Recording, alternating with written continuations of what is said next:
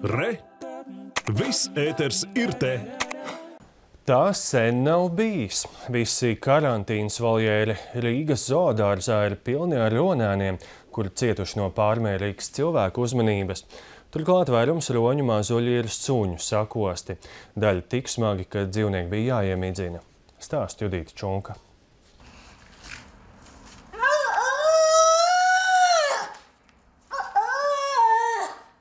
No 16 savainotajiem novārgušiem ronēniem zoodārzā šobrīd palikuši 11. Sliktā veselības stāvokļa un brūču dēļ dzīvi beiguši 5 roņu mazuļi. Laime, kad 4 jau sākas paši ēst, tātad viņi tie sagādā mazāk pūles. Šis konkrētais ir tās pamatīgs bļauris, kurš it kā rāda, ka viņam ļoti gribās ēst, bet viņš pats ir barojams tikai un vienīgi mākslīgā veidā, tātad turot vaļā viņam muti un bāžot iekšā zīves.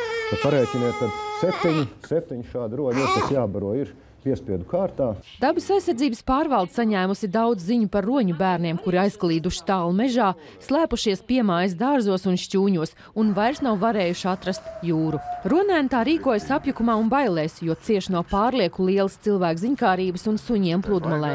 Ronīts šņāts ir diezgan agresīvs, un ko suns dara, viņš pirmais kož viņam kaut kur galvā. Pārsvarā ir izkostas acis, sakostas galvas, sakostas sejas daļa. Pirmkārt, nedrīkstētu vispār viņam ķerties klāt. Un tas, kad viņi mēģina tur fotografēties, mēģina jaukties tur pa vidu, tas ir pilnīgi nepareizi, jo viņi taisni panāk pretējo.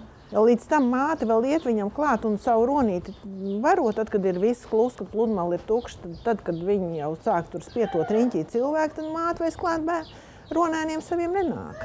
Šī pārprastā mīlestība un izatļautība attiecībā uz suņiem, kurus laiž pa jūras krastu skraidīt. Katrs saimnieks jau droši vien domā, ka viņa suns jau būs tas, kas pilnīgi noteikti atsauksies aicinājumam nākt atkal pie saites. Bet suns ir sajūtas asinis. Eksperti uzsver, ronēni nav muzeja eksponāti vai turisma objekti. Ronis var iekost pārāk uzmācīgam cilvēkam. Tas ir agresīvs dzīvnieks, kam pilna mute ļoti asu zobu un spēcīgs sakodījums.